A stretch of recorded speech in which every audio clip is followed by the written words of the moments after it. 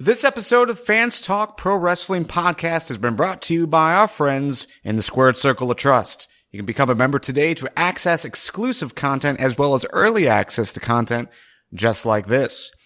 Head on over to fanstalkprowrestling.com, click the big green button, and support us by pledging a few dollars a month. Beard!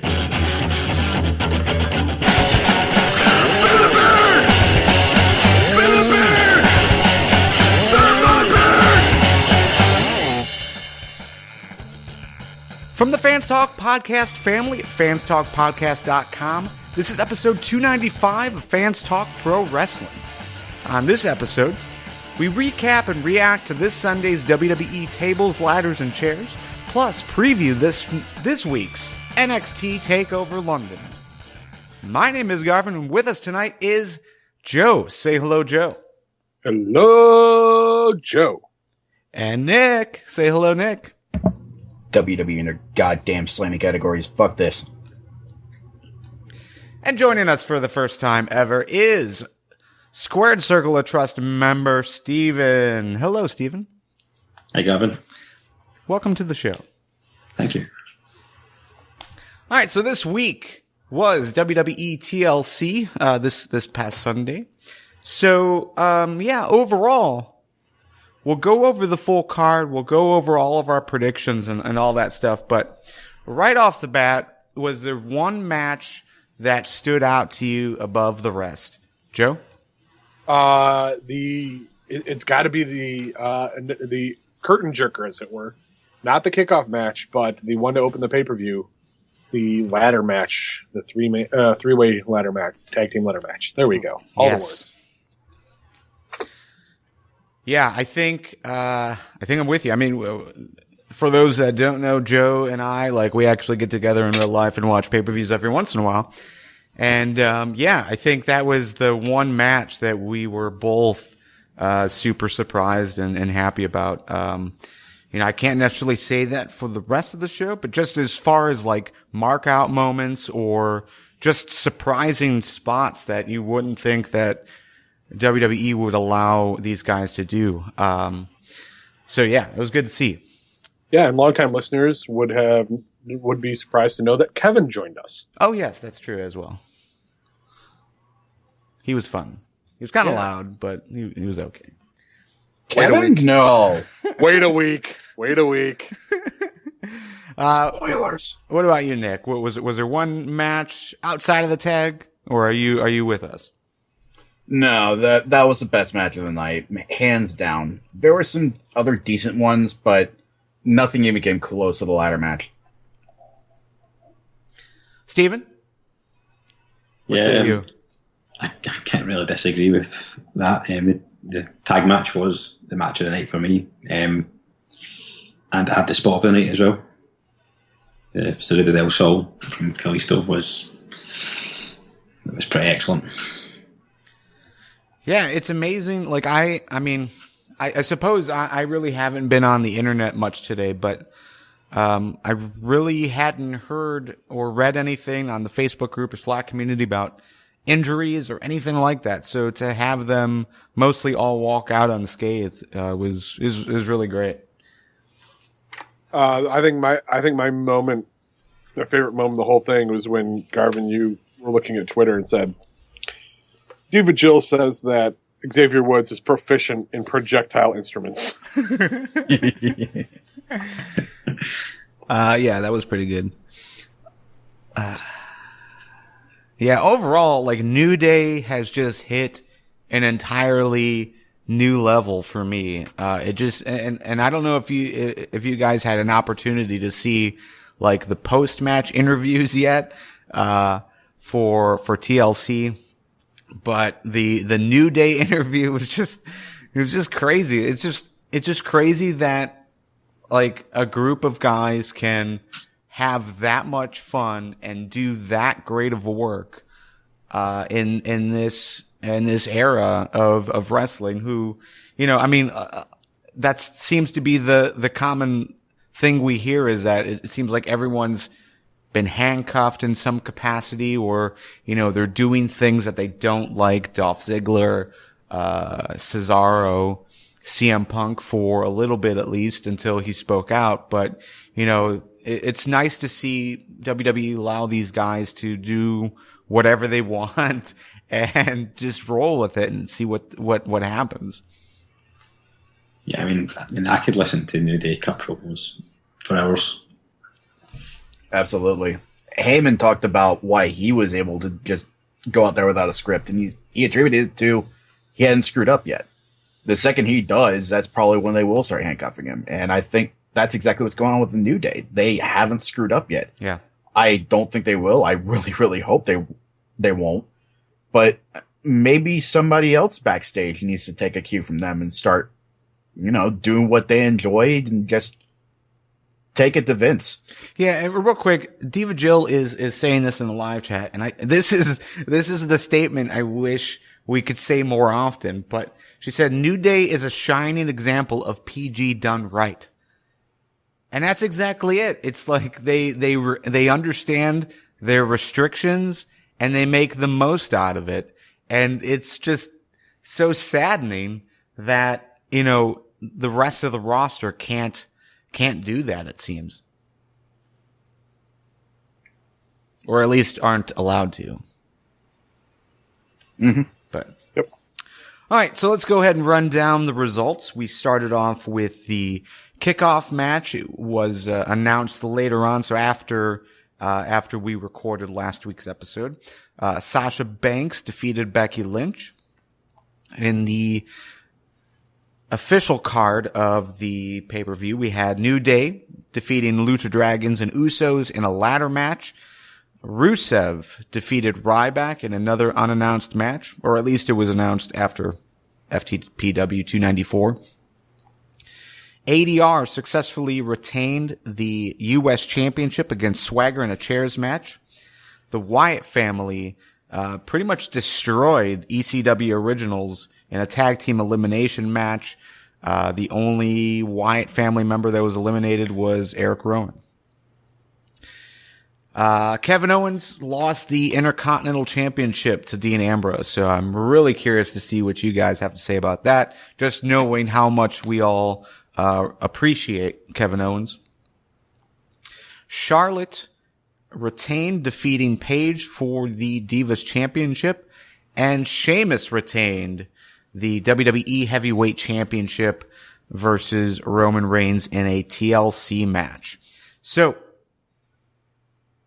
what do you guys want to talk about? Do you want to talk about every match? I mean, we don't have to talk about every match, but we already talked about the tag team match. Let's go down. Anything pop up to you guys as far as Sasha Banks versus Becky Lynch? How hard did you guys cringe during that Carol? Oh, yeah. The very beginning with bad. Yeah. Team bad. Yeah, it was bad in a bad way. Going out there to do bad. They did it right. I appreciate them trying to really hammer the point home that these ladies are heels. But the impression that I got from it was the only real heel involved in this entire match was the jackass who wrote that. So again, I'm kind Once again, let's welcome Mick Foley's son. Yeah, right. I could see that. I don't know. I mean, because I'm not fully engulfed in WWE as much as I used to be, so I'm not really seeing everything that's going on from week to week. But I know that they've had backstage segments together, and there's some social media stuff going back and forth. But to me, when I see Team Bad come out the way they did, it seemed like a incredibly weak version of New Day. Yeah. Is that where they're going with this? Is that what they're trying to do, is have two New Days going at the same time? I think that's what the WWE wants. And it should be noted that the only awful things I've seen them do that have been reminiscent of the New Day has been on TV. When they're doing stuff on Instagram, just spur of the moment, like Sasha Banks and Big E riding on that Segway yelling booty. Things like that, those are excellent. It's off the cuff. It's them just being them. I think it's a scripting issue. It's New Day being Alvin and the Chipmunks, and then Team Bad being the Chipettes. Like they're trying to make their own. I really hope WWE is listening and makes that the next cartoon. Why not? They already did 2 fucking chipmunk movies. Might as well rope WWE. You know, Miz is going to have to be in it because, well, Miz would be the father. Dave. Yeah. Biggie.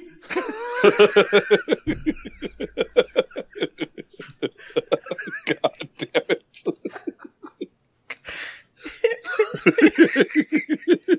I don't think you'd be able to do that as perfectly ever again in your life. Oh. Jill says they've done 3 Chipmunks movies with the 4th coming out opposite Star Wars this week. Oh. Everything coming up this week, all the movies that are being released that are not Star Wars have already been slated as a complete loss by all the studios. Yeah, quick aside, I'm starting my marathon tonight with episode 1. B-Megs, I am not baked. I cannot attest for anybody else on the show. I'm not. I'm just in a really good mood right now. So anyways, all right. So yeah, what about the match? I thought the match was pretty lackluster if you compare it to what they did in NXT. Even if you look at what Paige and Charlotte did later on the night, it just seemed like Sasha and Becky were on 2 separate pages. I think that's a fair assessment. Yeah, it definitely wasn't the NXT work, but this was also, we got to remember, this is also a kickoff match. So they're not supposed to go for to have a kickoff match outshine the entire card. Has that ever happened? I think there are rules against that. Well, outshine, yeah. I mean, you don't want it to outshine, but it can still be a good match. I don't think it was a bad match. It was just to warm up the crowd, and make sure that the bar is set, or that the reception for the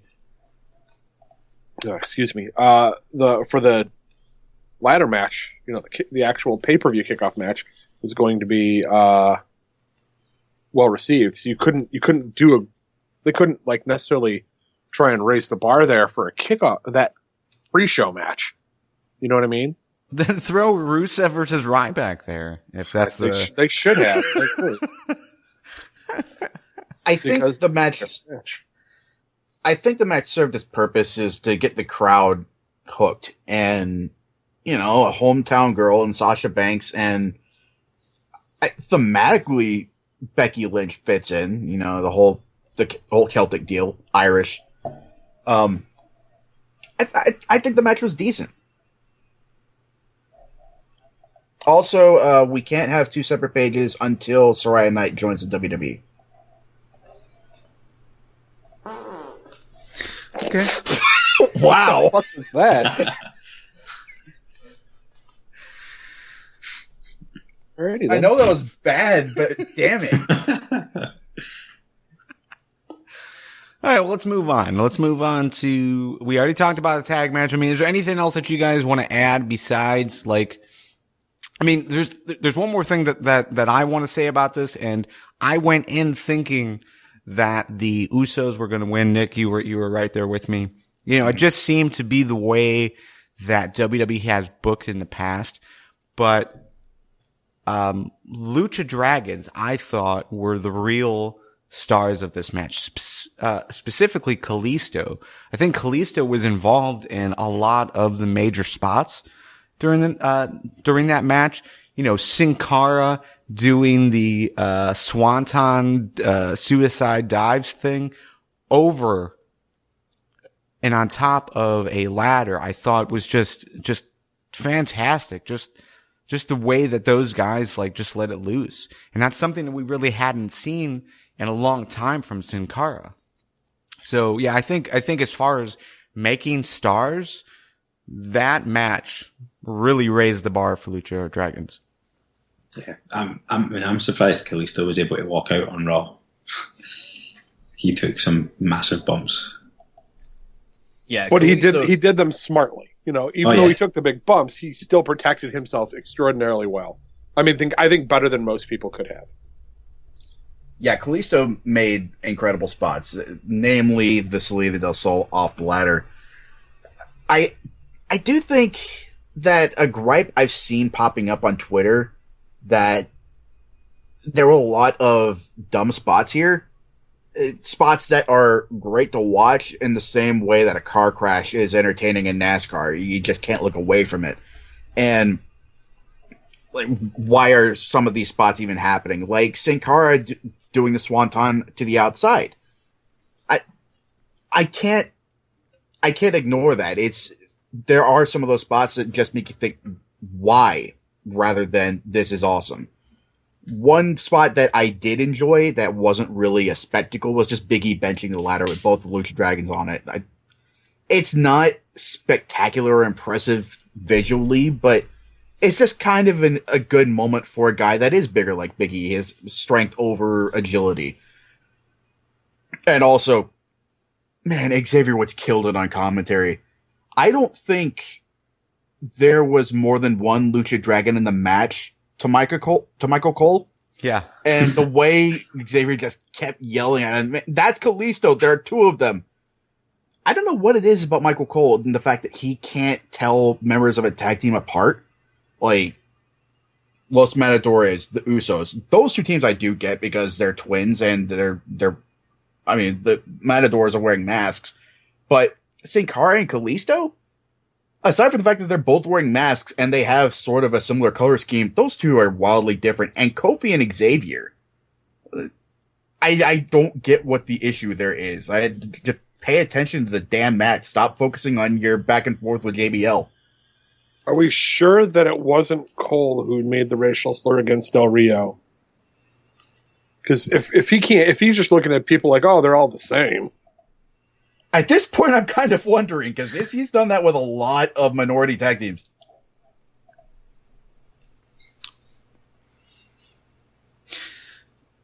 But at the same time, I mean, because I'm just thinking, like, I'm trying to think of any tag team that doesn't have people that look the same, and that's rare. Like, even Edge and Christian looked the same for a little while. The Hardy Boys, I mean, they kind of look the same. No. Same get up, same, like... Similar style of dress, but you always had dark-haired, double-stuffed Matt with cracked out... But that's what he's looking at. He's looking at, Early what on, they looked wearing. very, very similar. Yeah.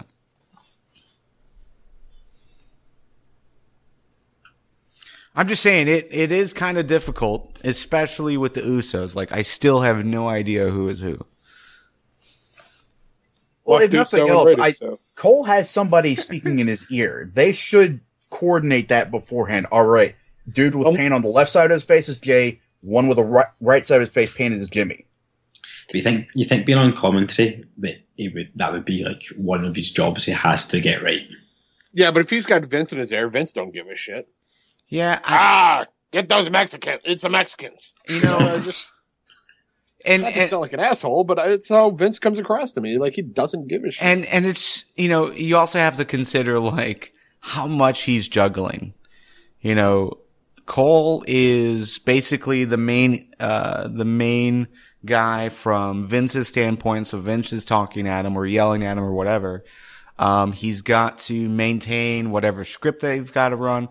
Plus, he's trying to watch the match, and he's probably going back and forth between looking in the ring and looking at the monitor. So, I'm just saying, the ring announcers can have to recall everybody's hometown and wait from memory, then cards. Michael Cole should be able to. No, they don't.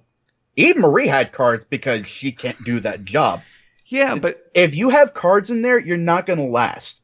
That's multiple ring announcers have said that. Justin Roberts has gone on length about that. Yeah, but it's one thing about memorizing your states and capitals and knowing the stats for these guys, as opposed to doing live commentary. Like, was that a cross arm breaker, or was that they don't call moves. Recalling everybody's hometowns and weights is a lot harder with the size of the roster they've got. That's a lot harder than just looking in the ring and paying attention for 2 seconds to see who that guy is. I'm saying differentiate the guys while calling moves, calling. Oh my God, did you just see that move? And all that. Yeah, shit. when they look completely different, that shouldn't be that hard. Again, like I said, with the Usos and Los Matadores, that's easier to forgive because they're family and they look the same, aside from paint being on different sides of the face. Again, Sin Cara and Kalisto, that's a whole different story. Xavier and Kofi, that's a whole different story. Well, Viscera and Midian, whole different story. yeah, I mean that's a whole different story. Anyways, let's move on because yeah, Rusev versus Ryback. We've bored Garvin. Let's move on. No, I just don't want to get stuck on this. I mean, like we've been talking about this particular topic for too long. Anyways, Rusev versus Ryback happened. I don't really think there's anything worth talking about. Stop me if you disagree. Nope. Okay. So next up was ADR versus Swagger for the U.S. Championship. It was a chairs match. Overall thoughts? Meh. Yeah, this was a match that I really felt Swagger could have won and should have won. Just to get him back on his feet because it's been so damn long. And the guy is just a solid worker. Obviously, because he's held many titles in the past. But the problem is that they needed to build the League of Nations. They need to make it a strong faction. And to do that, they have to retain some of these titles. And since ADR had the title, he needed to retain. Much to Swagger's chagrin, I guess. Which really blows because, like, I mean, we were even saying this that night. Like, Del Rio's just got some shitty moves. He doesn't seem to give a fuck. Swagger's out there putting his heart into it. Like, it's just not fair. Del Rio just looks like that all the time. Yeah, I don't disagree. I mean, even when we saw him in ROH, a little bit in Lucha Underground, he does have like the same presentation, which is, I mean, he's good. He's good at what he does. He's got a good move set, but it's hard to really latch on to him. It's hard to really relate to him as a storyline figure. And it does seem that he's not pleased, but that's not part of his gimmick. It's not like he's not out there like saying that he's unhappy with things. It's, he's the better wrestler. So, or whatever it is. So I'm interested in Del Rio when he's interested. And this entire time he's been back in the WWE, everything he's been doing just screams, I'm here because they're throwing buckets of money at me. That's the only reason why I'm here.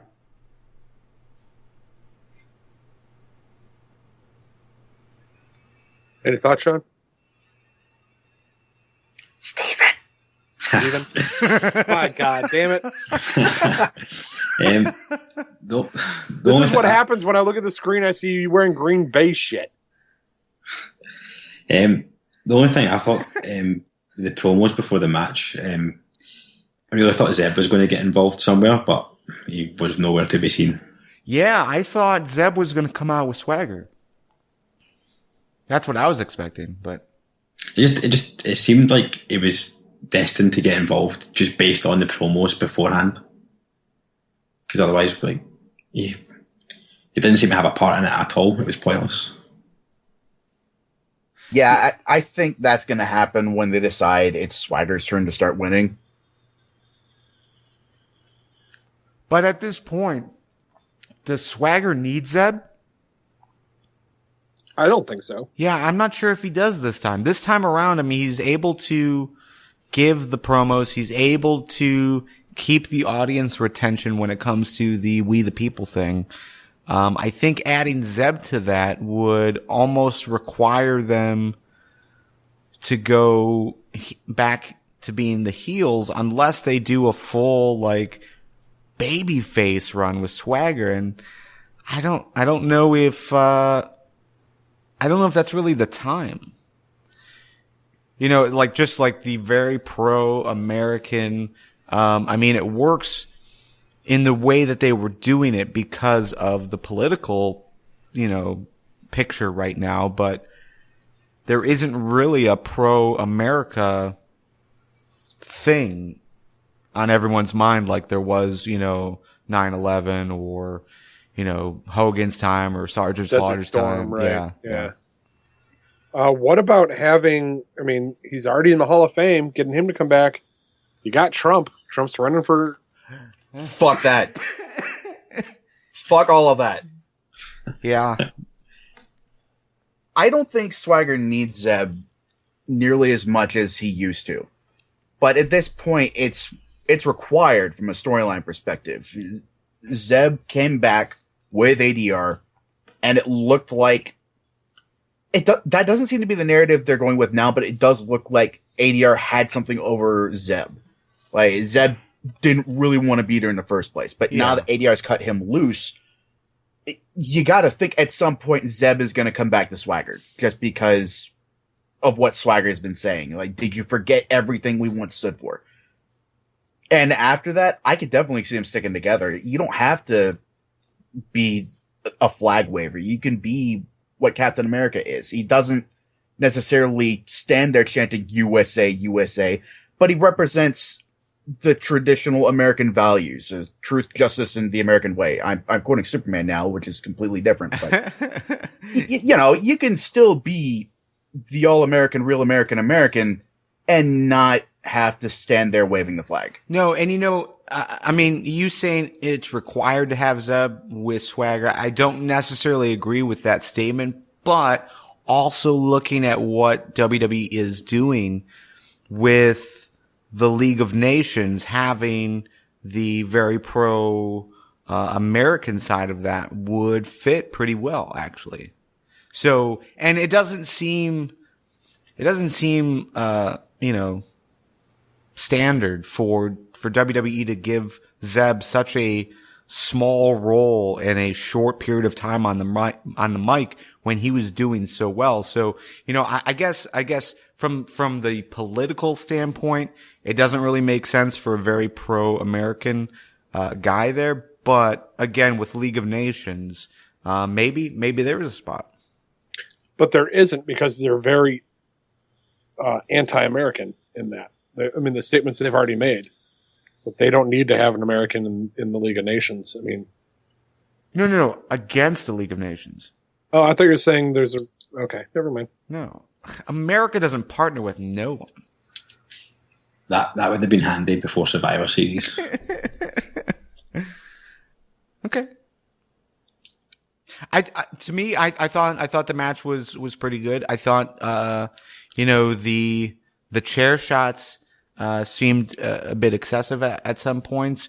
The stacking of chairs on top of Swagger, only to then pick Swagger up and not really do anything with it, was kind of odd. But yeah, overall, I thought it was a good use of chairs. I just wish they would do away with the chair match. I get it, it's TLC, but you don't need to spell out the acronym with a match for each letter. A chair match is just, you can use chairs, but you can also use chairs in a tables match or a ladders match or a TLC match. Yeah, no, you're right. I think it works in that, the TLC match, I think, requires that piece of it. But the rest of the show, do we need a tables match and a chairs match and a ladder match on the same show that we have a tables, ladders, and chairs match? No, probably not. But yeah, I think out of those three separate components, tables match is probably the closest to being a requirement, just because it is a different victory condition than anything else. Like the ladder match, that's just a TLC match stripped down. But a tables match, yeah, that's different. Yeah, no, you're right. You're right. I wish there was like something where, the first person to use a chair or, something like that fit into it somehow. Chair on a pole match. Hey, it could be like a King of the Mountain match where unless you hit the guy with the chair, you have to do something to be able to get the chair to hit the guy to win the match. If you get hit with a chair, you have to sit in the penalty box for 2 minutes. Yeah, pretty much. When it's a one-on-one match, that'd really be boring. Man, that would be so perfect if Kevin Owens is one half of that match. The other guy has to sit in there, and Kevin Owens just rips into it from outside the cage for 2 minutes. Yeah, that would be great, actually. I do like that idea. All right, so up next, we had the ECW Originals versus the Wyatts. This was a tag team elimination tables match. We were all unanimous last week that the Wyatts were going to win. Finally, the Wyatts won that big match, and they did it in a dominant fashion. It wasn't a Weasley win for a heel. It was a dominant win for these guys. So overall, I really enjoyed how this all took place, especially once I remembered that it was elimination. Yeah, because as soon as that was it Rowan who got beat? Eric Rowan was the first eliminated. Now I could not believe it. Garvin's just like, what the fuck? Fucking no Fuck job, RVD. Rob. Like, it's fucking no job, Rob. Yeah. Well, Kevin and I are both like, no, dude, it's elimination. He's like, oh, okay. All right, so let's talk about this match, but also I want you guys to think about and talk about where you see this taking the Wyatt family, specifically with Eric Rowan being the one eliminated. The rest standed in unison at the end. Eric Rowan was not there. So, Nick, any thoughts about this match and where Eric Rowan fits? The match itself, I thought, was decent. There were a couple little bits that I didn't much care for, namely, like Bubba not being able to call a spot. But the bit at the end where he tried to light the table on fire, I thought that was neat. Yeah, overall, it was a good match. Good win for the Wyatts. I'm with you. A Weasley win really wouldn't have fit. And I think having Strowman put the final nail in the coffin was good. As far as Rowan goes, I hope they don't run him out of town. If nothing else, he serves as a decent fall guy for the group whenever they do need to take a loss. But I hope they eventually decide to give Rowan a little bit more than, oh, you're just a fall guy for whenever we need you to lose. Other than that, we don't really have anything for you. Counterpoint, he was the one who got the fall on draw. That's right, he was. So I think it was purely because they needed the Wyatts to have somebody go down, just to make the ECW Originals look like they were achieving something. But they gave it back because when the pin really did matter, when it had to be done, it was Eric Rowan who got it done on Monday night. Yeah, so there was a little bit of vindication there. Oh yeah, Diva Jill's right. I did forward the possibility that Rowan was going to be the Welsh member of the League of Nations. Just because they mentioned the welts on Sheamus's back, and for just a split second, I thought he said Welsh. So, yeah, I just started forwarding the possibility that Rowan is going to be kayfabe Welsh now because of the sheep mask. I'm not saying it was brilliant, but it was a thing that happened. Steven, what do you think about this overall matchup? Yeah, I mean, it was a decent match. Again, like what Nick said, I was glad that the Wyatts finally got that big win. Can't remember the last time they got a win on a pay-per-view, to be honest, unless I've missed something. But they needed it to be dominant, and they did it. Okay. I wish it would have been nice for Bubba to set the table on fire at the end, but I don't think that was ever going to happen. So yeah, no, and for it to end as quickly as it did after that, I was kind of let down almost because, like, even if they lit the table on fire and then didn't do anything with it, like Bubba turned around and got thrown through a different table just to have that visual. Yeah. Of the Wyatt family victorious standing behind, a table with flames on it, I thought would be pretty cool. Yeah, that would have been a cool image. But I'm not sure that there was anything gained by almost lighting the table on fire. Yeah, it was just It's an infamous ECW spot. Sure, but you also have to think of like the ring psychology of it at that point. Like, is it just a little gimmick that they add because of the nostalgia aspect of it, or what? Because to me, especially with how the match ended with that table, it just seemed like an unnecessary length for Bubba to go through to not win or to not do anything with it. Like, why didn't he just continue to fight, whomever was in the ring at the time, or trying to eliminate another guy? I don't know. I think they were just casting it as a desperation move because it was 3-on-1 at that point.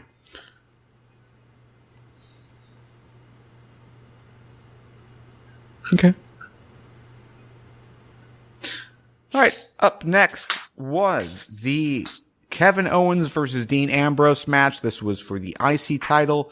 Kevin Owens loses the match. Dean Ambrose wins, takes home the title by majority. We said that Kevin Owens was going to retain.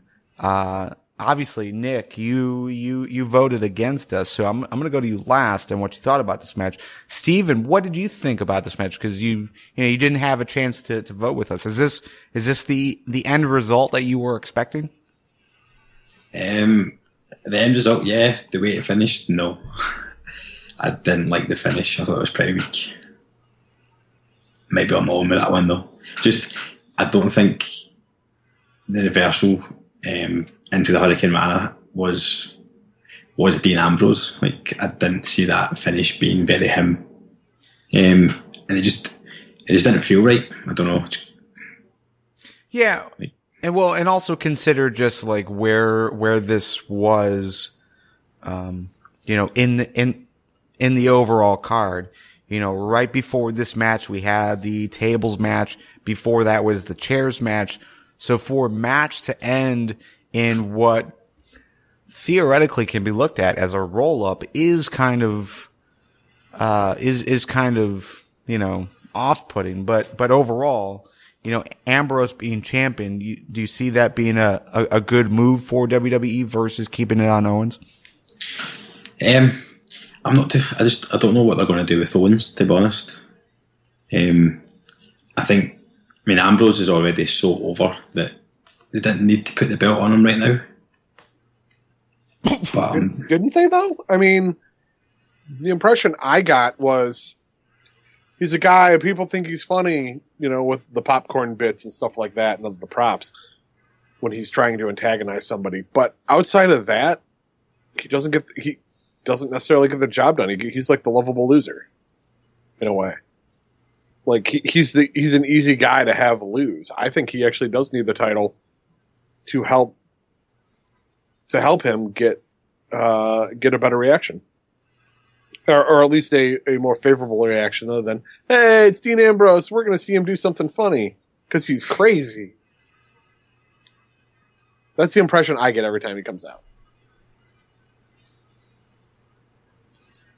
I think this is a good move for the WWE. As you guys have said, Kevin Owens is over whether or not he's holding a belt. And you can say the same for Dean Ambrose, but Kevin Owens has the image of the prize fighter. They talk about it all the time on commentary, whereas Dean Ambrose, he is the lunatic fringe. Welcome to the Ambrose Asylum.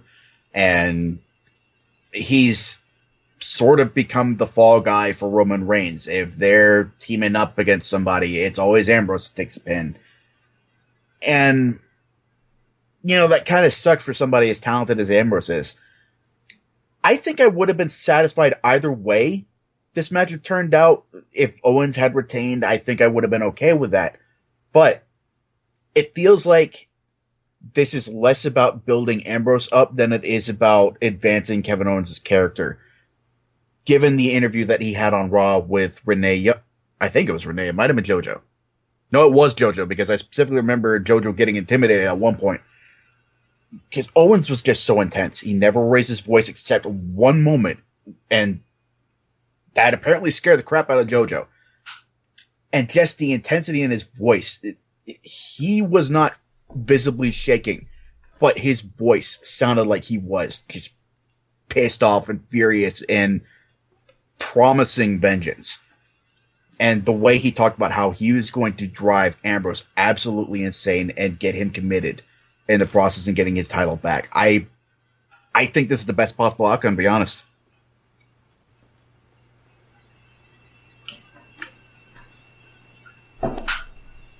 Yeah, I mean, it does make the title a bit more important. I think it's Beanbags in the chat says, and I can't really disagree with what he's saying there. I say Owens is going to, as you've seen on Raw, he is going to go back after it.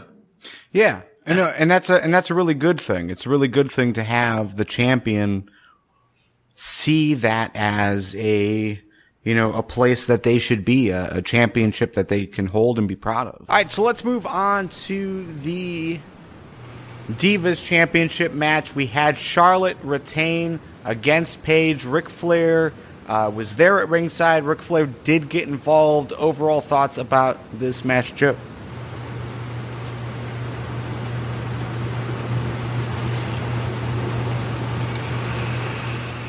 Joe, you're muted.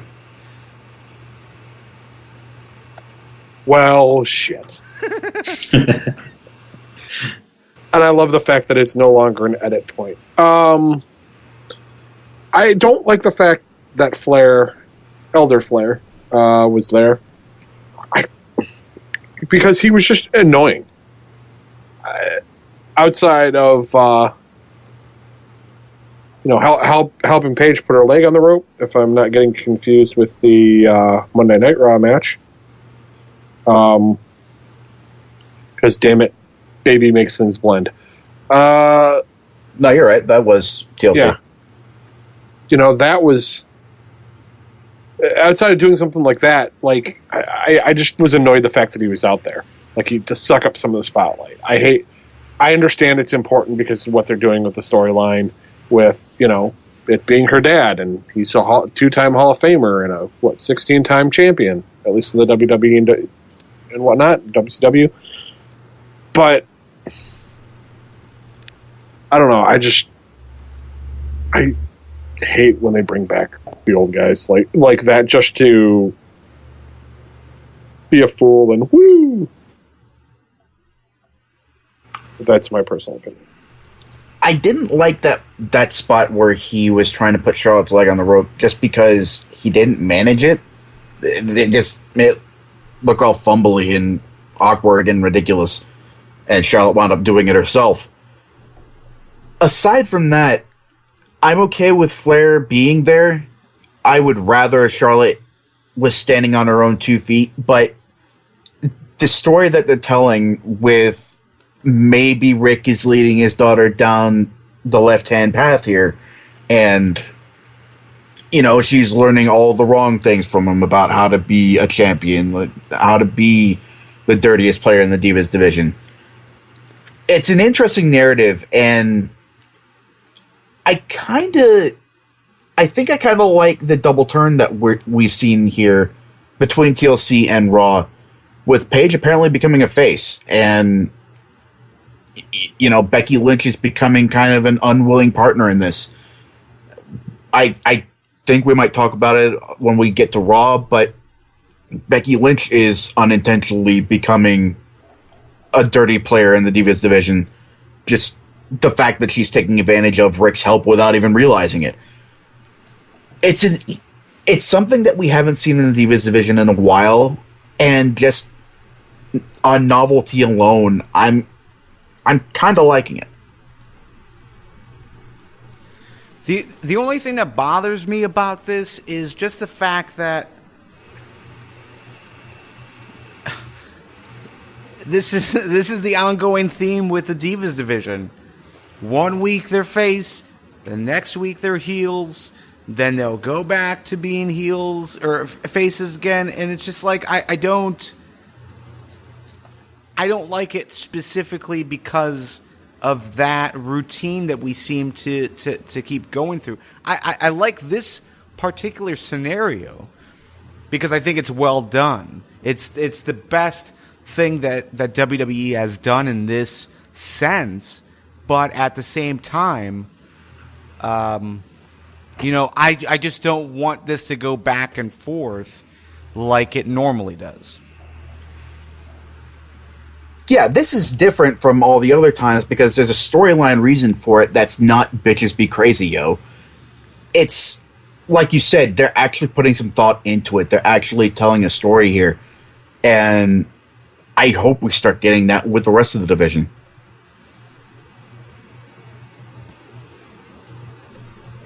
Okay. That leads us to the main event. We had Sheamus successfully defending the WWE Heavyweight Championship against Roman Reigns. This was a TLC match. I think a lot of us were not necessarily looking forward to it, mostly because it's a Roman Reigns versus Sheamus match. But outside of that, expected negativity, what did you think about it, Stephen?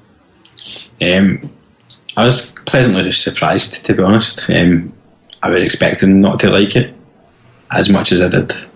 I liked the way it started, where it was really intense. I think that was the best way to kick off this match. But I don't think the crowd didn't really help when they started shouting for Cena under a minute in. Yeah. There was Cena chants. I could be wrong, but I think during this match is when we started hearing CM Punk chants. Yeah, and there was NXT chants as well. I didn't hear any CM Punk chants. It was brief, but it's definitely something that Kevin and I noticed. Yeah, I heard "Let's Go Cena, Cena sucks." I heard "We Miss Rollins." I heard the NXT chants, and I get it. Sheamus versus Reigns isn't the most ideal main event or the most ideal world title picture, but that came out of the gate strong. I don't get how you could see that opening offering where the first thing Reigns did was bruise Sheamus's jaw. If he threw a punch that stiff. I don't get how you could see that and then go into Izod center mode where you just stop paying attention and then you go into business for yourself. At least they didn't start chanting for the announcers. That probably would have pissed me off more than anything. But I wasn't wowed by the match myself. It was all right. They did their damnedest to kill each other, it looked like, and for a TLC match, that's par for the course. I really enjoyed what came after, just the way Reigns teed off on everybody, especially Triple H. But during the match itself, ho-hum seems like a bad descriptor for a TLC match. But as far as TLC matches go, this one didn't really elevate itself above the bar. It kind of met the bar, and they didn't really seem to go for more. See, I think it was a good match. It was better than I expected from the two of them. I'm going to say that right now. And the problem is not every TLC match can, set that bar even higher. At a certain point, it's got to break. And this may be one of those times where it was a brutal match, but they can't go above and beyond because, dear God, above and beyond just, outside of murder, literally murder, I don't think, there's a limit to it. And just being brutal as they were, I think was enough.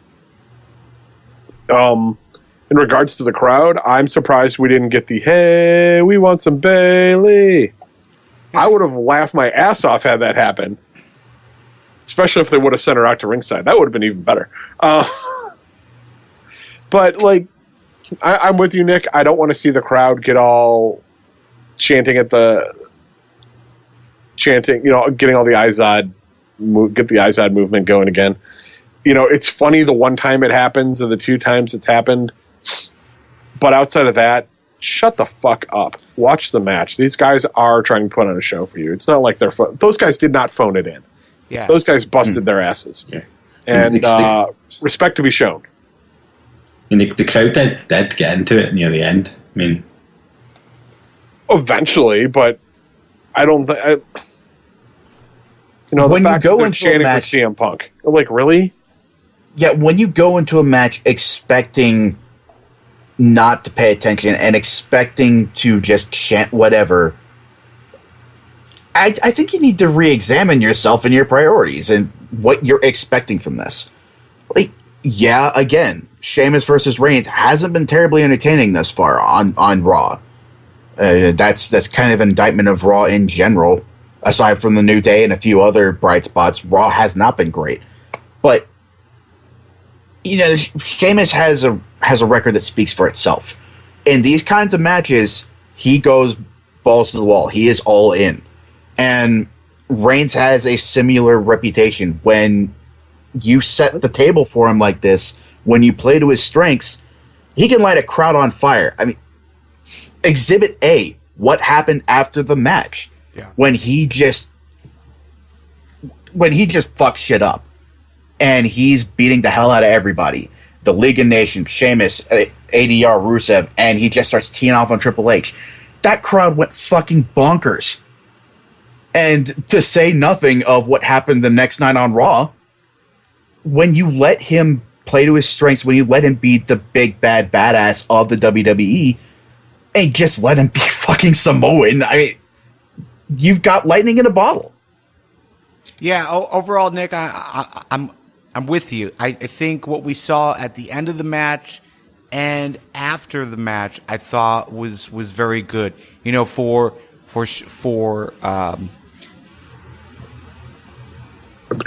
Roman Reigns to be the one, again to be screwed out of the win because of something that Sheamus did or something that the League of Nations did. I thought for him to react the way he did was organic and it was natural and is what you would expect from a guy who was really the meat hook of the Shield. I mean, that's the kind of terror that you would expect from that kind of guy. So yeah, I thought overall it fit very well. It fit from what we know of Roman and what his story has been so far. If you put him on the mic and you make him tell jokes, he's not The Rock. Tater tots. And I think they should shy away from trying to fit him in the same mold that they gave The Rock, or that The Rock made, and that they put Cena into. And we don't necessarily need that for our babyface. Our babyface just has to take out the bad guys, and for him to take out Sheamus, for him to take out Triple H, who generally speaking is, a major focal point of the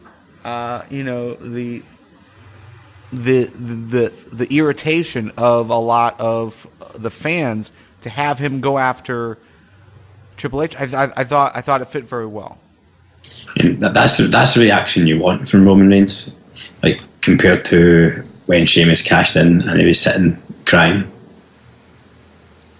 Yeah, I do get I do get why he cried after that, because he had it, and then it was just ripped away from him. But yeah, he should absolutely be furious when he keeps getting screwed over and over again.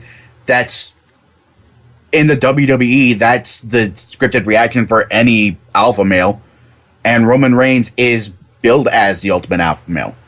I think if you're going to put him in the mold of any of his family, it shouldn't be The Rock. It should be Umaga. Make that dude a monster. Don't paint him up and have him only speaking grunts, but make him a badass. Make him a monster.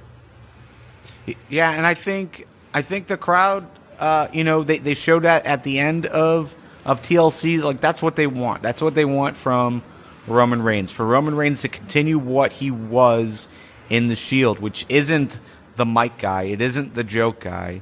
He's not the funny one of the Shield. He is the badass of the Shield. So, I think overall this fit very well. But that was TLC.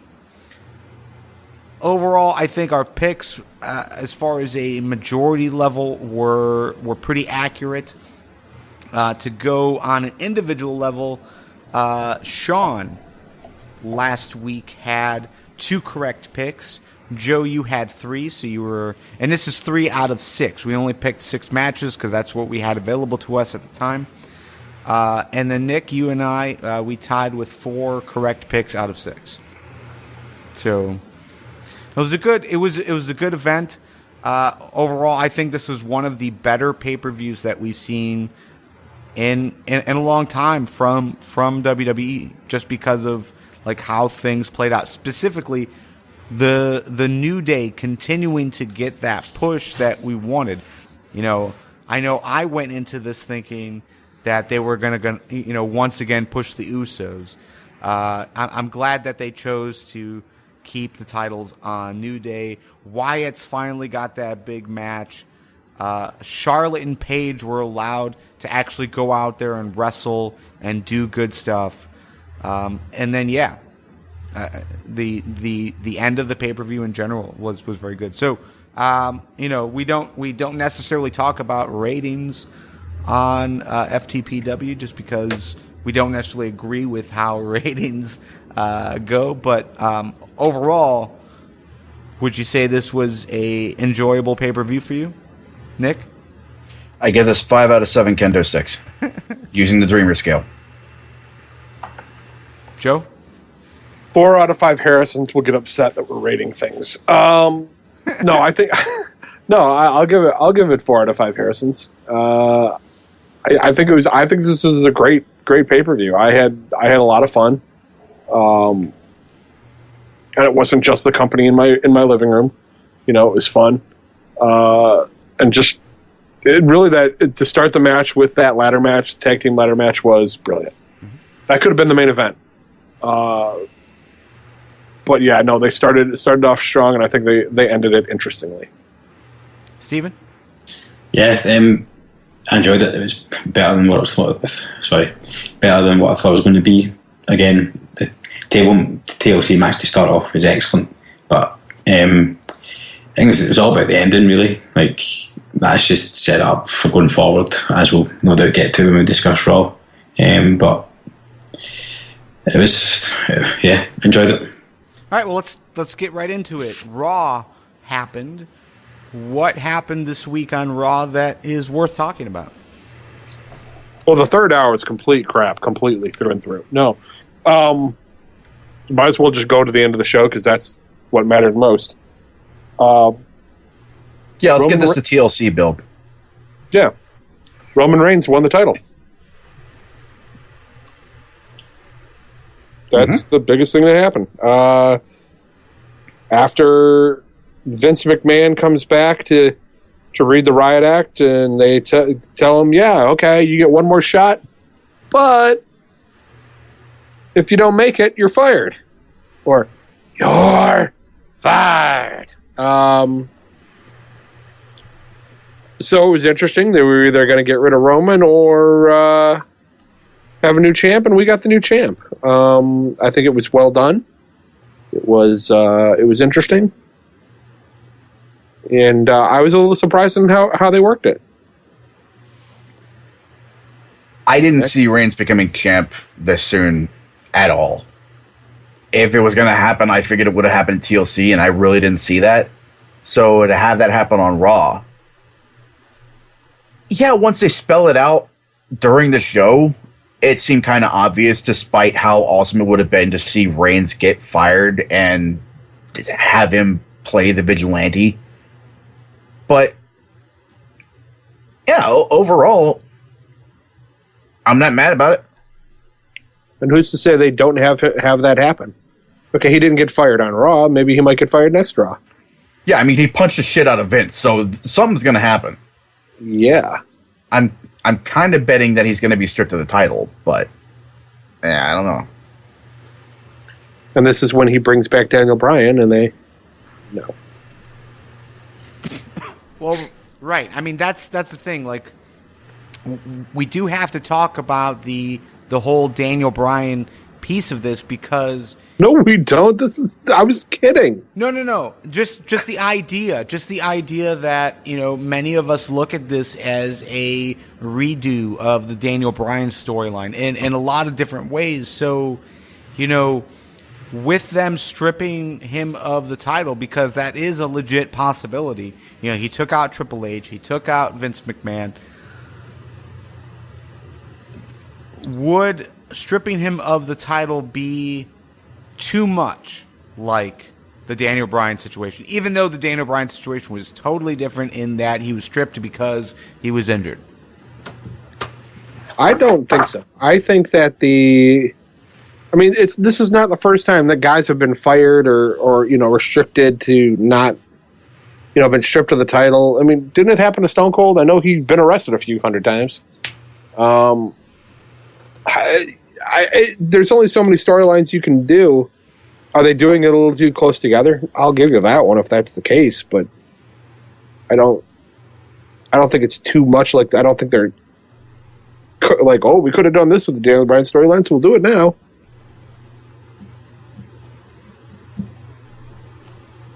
You can see it happening, but it does seem a bit too close to him getting screwed over with the cash in as well. Yeah, I mean, I did say that it's a real possibility that Reigns is going to be stripped just because of what he did. But I mean, he didn't win the match under dubious circumstances. It's just He points Vince. Yeah. There's got to be some kind of consequences. Maybe Reigns does hold on to the belt, but he has to fight all three members of the League of Nations in a handicap match. I don't know. All I do know is that it's not going to stop with Vince getting knocked the fuck out. Yeah, they are. If they leave the title on him, they are going to make him work to keep it. Mm-hmm. And I'm fine with that. I mean, like, to me, that makes sense. So he's got to keep beating the odds to retain the title. It works. It also gives Reigns something to do. It gives the Authority someone to go after, and a lot of guys they can utilize. I mean, I for one was very excited to see Bo Dallas on screen on Raw because I mean that guy's worth 5 Stone Colds. Yeah, by the way, that was a bitch move by Vince. I thought that guy liked R-Truth. Why would he just step in and stop everything and tell them to get the hell out of his ring? Just because you keep seeing that meme where it's Vince and R-Truth laughing together doesn't mean they're actually friends and like each other. Nah, bro, there's stories. I don't believe it. Like, Vince and Truth bunked together when they would go to Iraq for the Tribute for the Troops tours. Well, I'm sure they didn't have a lot of choices. It's not like they were in a hotel. It's Vince McMahon. He has choices. Okay, so yeah, I'm with you, Nick, but at the same time, they're not doing a whole lot with R-Truth at this point anyways. They're not doing really anything with Bo Dallas at this point, so I think thinking of it that way, knowing that this was just a filler match to begin with, I was personally okay with this match being disrupted. But those two guys in the audience that actually knew all the lyrics to R-Truth's theme, they had to have been so disappointed. Getting rowdy. Nope, wrong one. What else on Raw? What else is worth talking about from Raw? I think we also saw a double... Is it a double turn or a triple turn if two tag teams turn heel when one turns face? Because that was some heel shit that we saw out of the Usos and the Luchas when they went and bum rushed the New Day. After the New Day were mocking them and gloating? I don't think that's necessarily... Were they mocking them? Because they were definitely gloating like bitches as soon as the teams left. Well, yeah, they were bragging about how they won. They didn't talk shit about the other teams. They just popped themselves. They pulled some Bobby Heenan shit there. That's what they did. They're like, oh they yeah, pulled some you're morally defensible shit. you're in the ring with us. So yeah, congrats, man. We did a great job. Yeah, here's to you guys. But we won. Fuck you. We won. Like, no. It wasn't just that. They were legitimately praising what went on. They talked up those accomplishments. Obviously, I'm truncating here. I'm not going to go through all the lines. Don't leave shit out, man. I'm editing for my content. Fuck you. No, I still look at it as I don't think those teams were punking them out. They were just annoyed that they were upset that after praising them, then the guys went back to being dickheads. Yeah, and at the same time, I mean, like that's not a bad thing. It's not a bad thing to have two tag teams that are still in this and still wanting the titles and still wanting to be the best tag team out there. So I think, you could throw the heel face dynamic out there, but at the same time, just that there are teams that are actively interested in things is a nice change. And I think he didn't have shoes on. How do you attack a man with no shoes on? Rusev for a while didn't wrestle with shoes on. Same with Umaga. Big E's not foreign, though. In this country, when you're ready to fight, you put your fucking shoes on. All right, well, either way, I didn't, back when the initial tag team TLC matches happened, didn't all the tag teams praise each other and have something similar happen then, too? Are you implying that we once again had another storyline copied? All right, so which team is which team? I'm thinking that the New Day is the Dudley Boys. I'm thinking they're more like the Edge and Christian. You can already put the Lucha Dragons as the Hardys. But the Usos are the Dudleys? Yeah. Well, they're the stockier team. Yeah, I mean, Usos are proven. New Day is now proven. I would say like they're a mix and match of the Dudley Boys. Because at that time, and correct me if I'm wrong, but the Dudleys were pretty much the legit team at the time. And Edge and Christian and Hardys were both hungry for those titles. Mm-hmm. So regardless, again, just to have like an epic match that we had, and then to still have these two teams that lost still have that emotional, standpoint that they not only want to be the best, but they also want the titles, and they're angry that they lost, and that here are these guys that they don't think are deserving of the titles still holding them. I think again, yeah, you can throw the heel face dynamic there. Who's the real heel, who's the real face, but at the end of the day, to have that kind of confrontation happening is a good thing overall. I am okay with not labeling the Usos and Luchas as heels, but it must be acknowledged that they are dicks. Because like Diva Jill said, give you in that moment they were kind of dicks. Like Diva Jill said, the New Day weren't being dickheads. They won a brutal triple threat ladder match. Brag all the fuck you want. Yeah. Especially when the Lucha Dragons were definitely like the better moments of that entire thing. I don't know. That trombone throw was pretty sweet. Oh, no, it was. That was isolated, though. That was an isolated incident. Okay. Well, we don't have a whole lot of time left. We've been trying to cut these episodes to about an hour. So I think if you guys don't have anything else to talk about Raw. Miz and Neville being partners? Because Neville didn't say no to Miz. That could be a really interesting dynamic.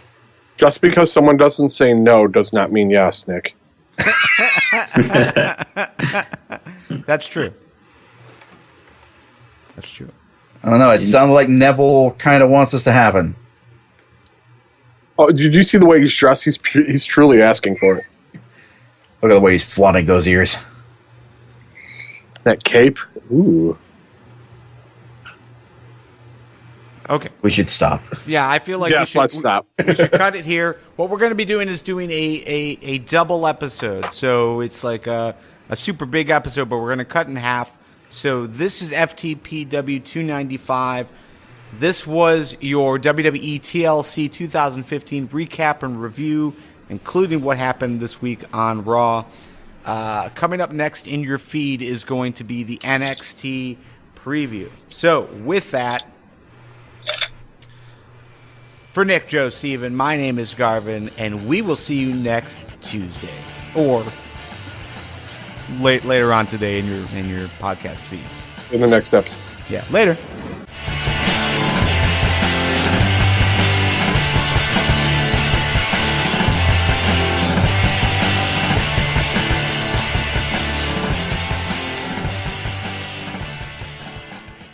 Fans Talk Pro Wrestling is part of the Fans Talk podcast family. It can be found at fanstalkprowrestling.com. The Fans Talk podcast family is a subsidiary of Tiger Creative LLC.